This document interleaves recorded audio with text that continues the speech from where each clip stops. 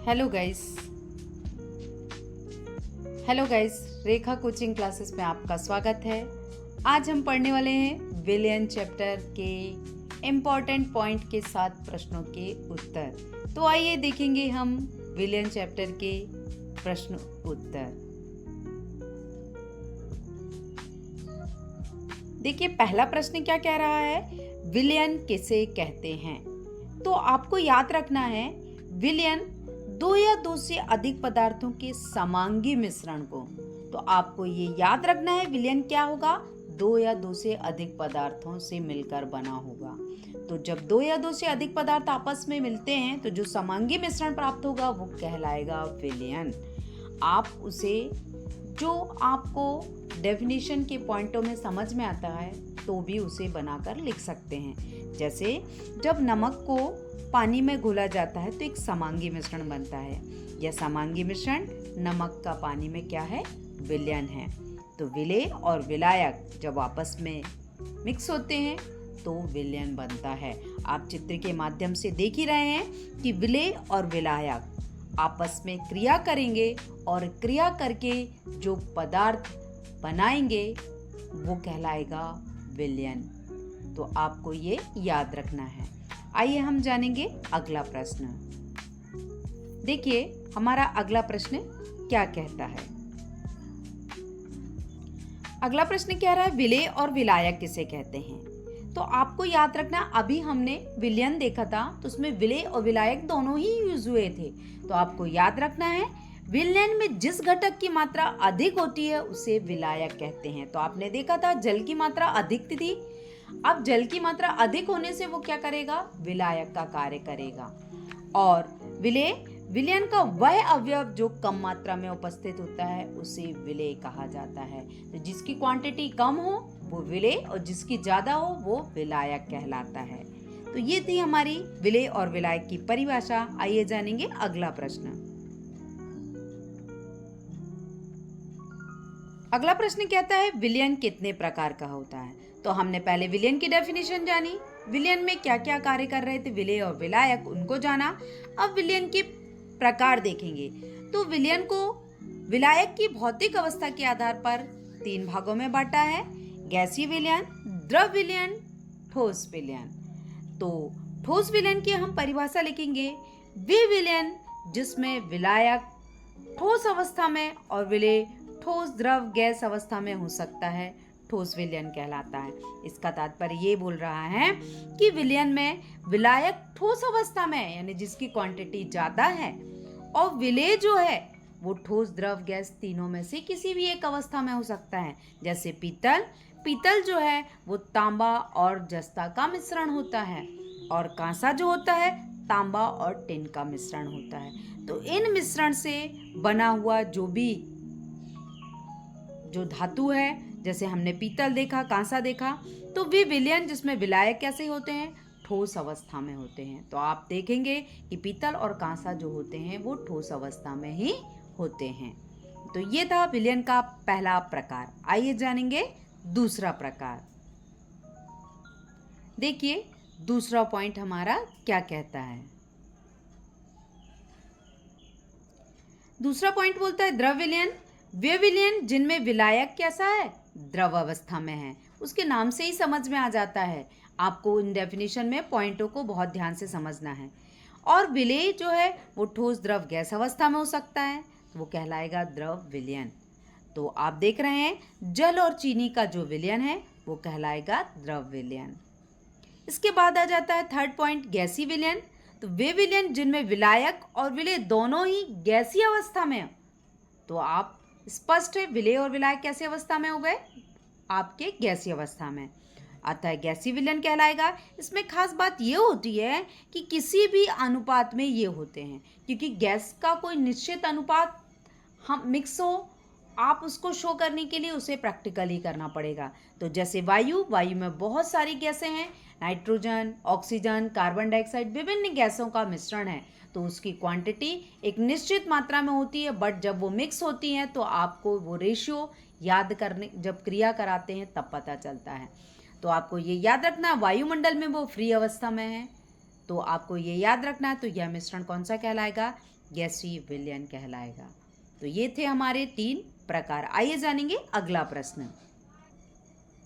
देखिए अगला प्रश्न क्या है। अगला प्रश्न कह रहा है विलयन के गुण लिखिए। तो विलयन के गुण आपने अभी देखे, प्रकार देखे। अब विलयन का गुण क्या है, उसकी क्वालिटी क्या है, वो क्या इंपॉर्टेंस बताता है। तो पहला ये बता रहा है विलयन यह एक समांगी मिश्रण है। इसके कण 1 nm से भी छोटे हैं। मतलब nm का मतलब होता है नैनोमीटर, यानी बहुत ही छोटा होना। इसके अलावा थर्ड पॉइंट बोलता है इसके कणों को नग्न आंखों से नहीं देखा जा सकता। जब आप शक्कर को पानी में घोल देते हैं तो सोचते हैं कि यदि हम उसे अपनी साधारण आंखों से देख लें तो ये पॉसिबल नहीं होता। इसका अर्थ यह है कि हम उन्हें साधारण आंखों से, नग्न आंखों से नहीं देख सकते हैं। इसके बाद ये बोलता है फोर्थ पॉइंट, ये टिंडल प्रभाव नहीं दर्शाते, यानी इनमें टिंडल प्रभाव देखने नहीं मिलता है। इसके बाद फिफ्थ पॉइंट बोलता है इसके कण नीचे नहीं बैठते हैं। तो आप देखना शक्कर में आप जैसे ही शक्कर को पानी में घोलेंगे तो वो कण पूर्ण रूप से घुल जाएंगे, तली में नहीं बैठते हैं। तो याद रखना है विलयन के ये गुण हैं। तो ये 5 पॉइंट आपको बहुत अच्छे से याद रखना है, क्योंकि इन गुणों के द्वारा घुमा के प्रश्न 2 मार्क्स में बन जाता है। ये विलयन में समांगी मिश्रण होता है तो क्यों, तो इन गुणों के द्वारा आप उसके आंसर को रिप्लाई कर सकते हैं। इसके बाद फिफ्थ प्रश्न बोल रहा है विलय की मात्रा के आधार पर विलयन को कितने भागों में बांटा गया है। तो आइए जानेंगे, हम इसके भागों को जानेंगे। देखिए क्या है प्रकार। पहला प्रकार बोल रहा है विलय की मात्रा के आधार पर सांद्र विलयन। तो देखिए जिन विलयन में विलय की मात्रा अधिक हो और विलयन गाढ़ा प्रतीत हो, ऐसे विलयन सांद्र विलयन कहलाते हैं। आपने देखा होगा जैसे ग्लिसरीन देखते हैं, हम सीरा देखते हैं, ये गाढ़ा होता है तो उसमें क्या होता है, विलय की मात्रा अधिक होती है। तो आपको याद रखना है। नेक्स्ट बोलता है संतृप्त विलयन, वह विलयन जिसमें एक नियत ताप पर विलय की और अधिक मात्रा नहीं घोली जा सकती। जब हम और अधिक मात्रा नहीं घोल सकते हैं तो वो कहलाएगा संतृप्त विलयन। अर्थात कहने का अर्थ यह है कि जिस विलयन में विलय को घोलना की और अधिक क्षमता ना हो, ऐसे विलयन संतृप्त विलयन कहलाते हैं, जिन्हें हम सैचुरेटेड सॉल्यूशन भी कहते हैं।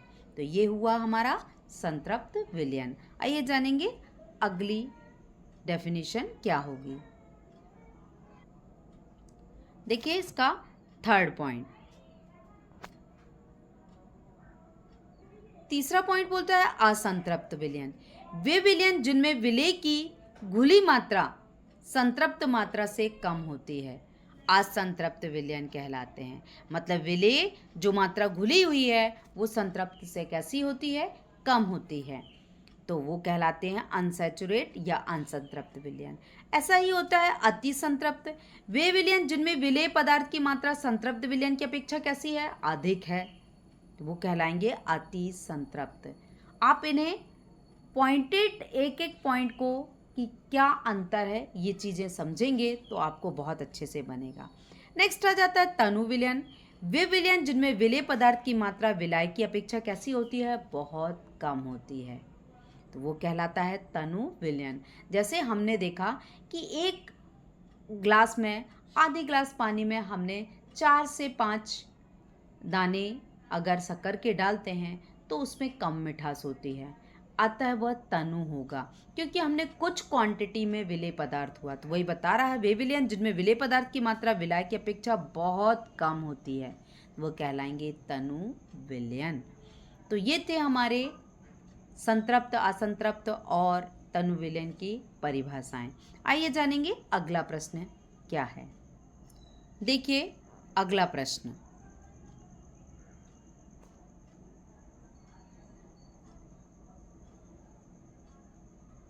अगला प्रश्न सबसे महत्वपूर्ण है, पेपर में कई बार पूछा जाता है, मूलरता और मूललता में अंतर। तो आप यदि मूलरता की डेफिनेशन लर्न की है तो अंतर भी जल्दी लर्न होगा, और अंतर लर्न किया है तो आपसे डेफिनेशन भी बनेगी। तो ध्यान दीजिए, पहला अंतर क्या है, मूलरता क्या कहलाता है? मूलरता का जो संबंध है वो विलयन के आयतन से होता है। और याद रखना है मूललता जो होती है, मूललता का संबंध विलायक की मात्रा से होता है। तो यहाँ पे मूलरता का संबंध विलयन के आयतन से है और यहाँ पे विलायक की मात्रा से। और सेकंड पॉइंट बोलता है मूलरता में विलायक की मात्रा महत्वहीन है। आपने अभी ही जाना कि विलयन के आयतन से इंपॉर्टेंट है तो क्या होगी? विलायक की मात्रा महत्वहीन होगी। पर हम मूललता में देखते हैं विलयन का आयतन महत्वहीन है। तो यहाँ पे आपको ये याद रखना है कि यहाँ विलायक की मात्रा महत्वहीन है और मूललता में विलयन का आयतन महत्वहीन है। एक जगह विलायक है और एक जगह विलयन है। तो ये पॉइंटों को आपको समझना है, तभी आपको बहुत अच्छे से लर्न होगा। आइए जानेंगे थर्ड पॉइंट। देखिए थर्ड पॉइंट क्या बताता है। थर्ड पॉइंट बताता है मूलरता तापक्रम परिवर्तन पर परिवर्तित हो जाती है, जबकि मूललता तापक्रम पर प्रभाव नहीं पड़ता है। तो यहाँ मूलरता में आपने देखा तापक्रम यानी टेम्परेचर जैसे ही देते हैं तो परिवर्तन हो जाता है, पर मूललता पर टेम्परेचर का कोई परिवर्तन नहीं होता है। नेक्स्ट बोल रहा है फोर्थ पॉइंट, मूलरता मोल प्रति लीटर में व्यक्त की जाती है। तो आपको याद रखना है मूलरता को मोल प्रति लीटर में व्यक्त करते हैं और मूललता को मोल प्रति किलोग्राम में व्यक्त करते हैं। आगे फॉर्मूला आप देख रहे हैं पांचवें पॉइंट में, m इक्वल टू क्या है? W into 1000 upon MW into V। और मूललता में small m equal to W into 1000 MW into W है। तो आपके दोनों फॉर्मूले लगभग सेम है। आपको ये याद रखना है वहाँ मूलरता में V है और यहाँ मूललता में W है।